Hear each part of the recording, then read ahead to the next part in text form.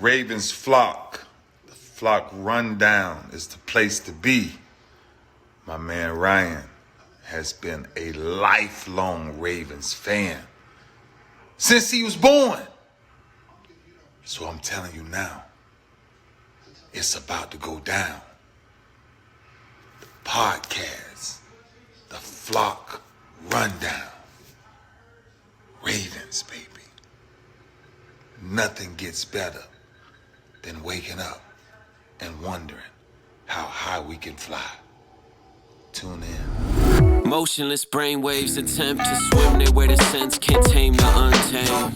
Appreciate you, Ray. What's up, Ravens fans? My name is Ryan, and welcome back to another episode of the Flock Rundown. So the Ravens just finished day 9 of training camp. It was a lighter practice today, but there's still a lot to talk about, so let's dive into it. We'll start with the bad news first. It is confirmed that Malik Hamm is out for the season. He had a clean ACL tear. We heard yesterday that he was put on IR. Didn't have a lot of information, but Harbaugh spoke today and did confirm that he will be out for the season, unfortunately. Doing so well, local guy.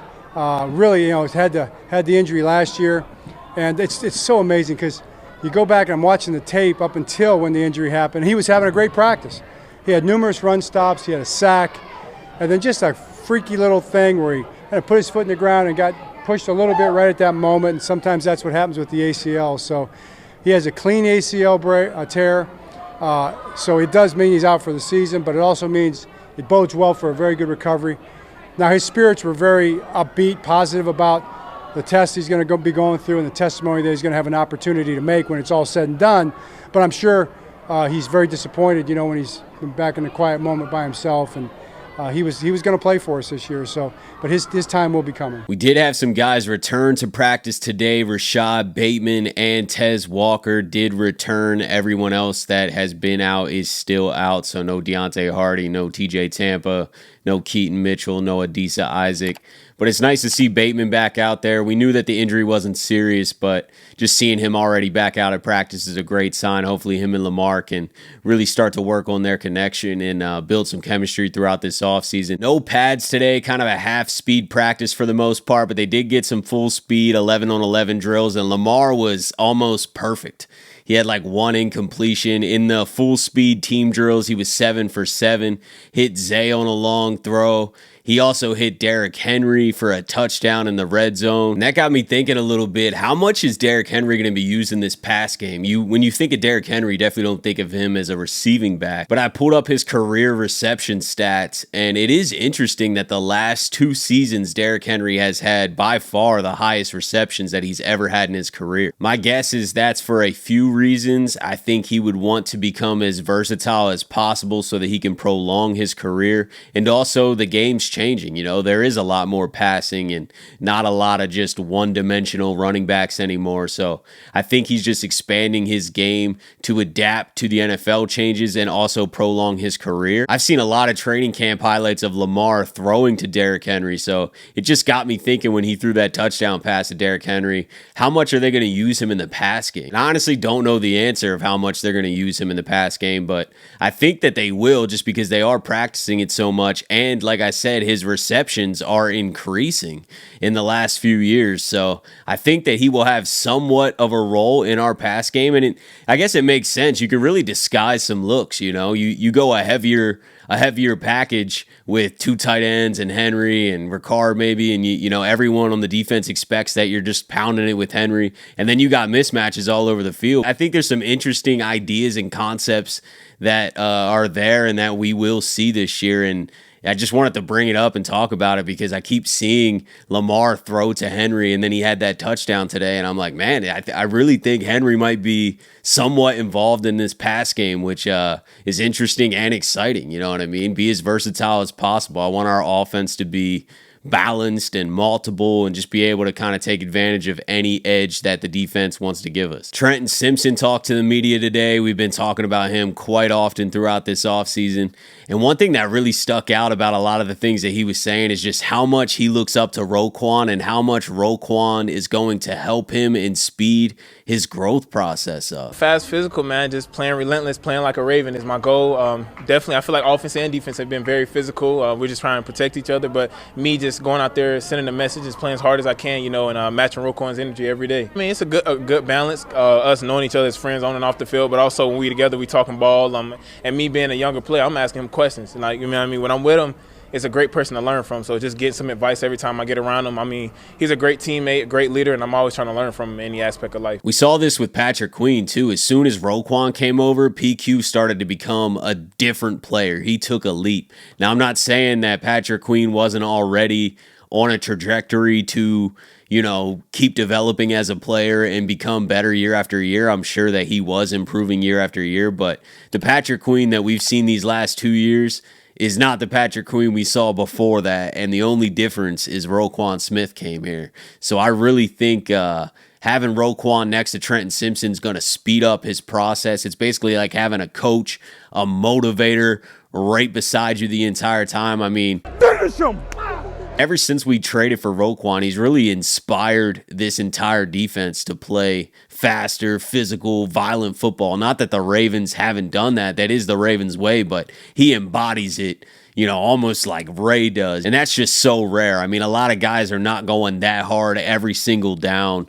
And I really think Roquan does do that, and then his energy kind of leaks to the rest of the defense and just makes everyone else better around him. And I think Trenton Simpson's going to benefit probably the most from that. Speaking of Patrick Queen, Arthur Maulet had some interesting words for him today. Yeah, PQ. We know the food's not better, bro. We know the city's not better, bro. Come on. Come on, man. Patrick Queen's been talking a lot since he's been in Pittsburgh. We all heard the comment a while back where he said that the food's better in Pittsburgh, the city's better than Baltimore is. And I don't think that's true at all. I'm biased, so my opinion probably is irrelevant, but I've been to Pittsburgh many times. I went to college at IUP, if anyone knows what that is, Indiana University of Pennsylvania, which is kind of close to Pittsburgh. I've been to multiple Ravens games at the Steelers Stadium. It's not better than Baltimore. I mean, I didn't experience anything in Pittsburgh that's better than Baltimore. And definitely from a culture standpoint, Baltimore blows it out of the water. But what's PQ going to say? He's obviously a Steeler now, and I'm for it, man. I think it adds a little juice to the rivalry. The Ravens-Steelers rivalry has, been on life support a little bit. I know that they're always kind of close physical games still, but this rivalry used to be the greatest rivalry in all of sports. It's probably the greatest rivalry that I've witnessed growing up watching Ravens-Steelers battle it out year after year in the playoffs too. I mean, it was epic, man. So if we can add a little juice back to it, I'm with it. And who's better than PQ, who was on the Ravens and now is on the Steelers, and then Arthur Maulet, who was on the Steelers and is now on the Ravens.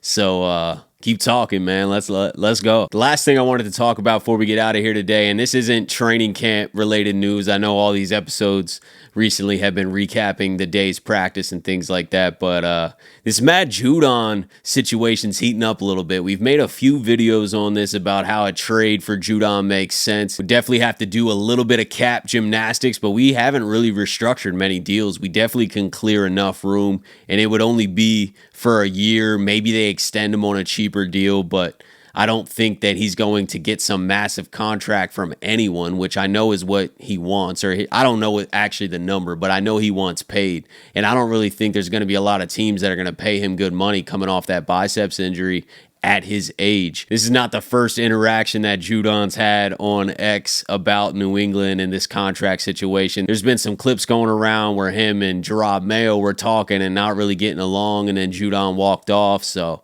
it doesn't really seem like they want to pay him. He therefore does not want to be there. I saw him on a podcast talk about how New England has like the most cap in the league, so he feels like it's fair if they just kind of help him out, but that ain't the way it works, man. So I think a trade may be in store, and this would be a really cheap trade. Like we're talking 6th round pick or something. You're not going to have to give up a lot, maybe a 5th. And we just lost Malik Hamm, so the edge room got a little bit thinner. Not that we were expecting him to have a huge role, but that is a depth piece that was going to make the team that is not there now. So even more weight on Owe, Ajabo, Tavius Robinson, Van Noy. It makes sense to go get Judon, who can really add life to that edge room, veteran leadership to that edge room. I just think it'd be a cool story and would help this team out a lot, and I'm sure Judon would want to come back to Baltimore, finish his career out here, and compete for a Super Bowl, you know? So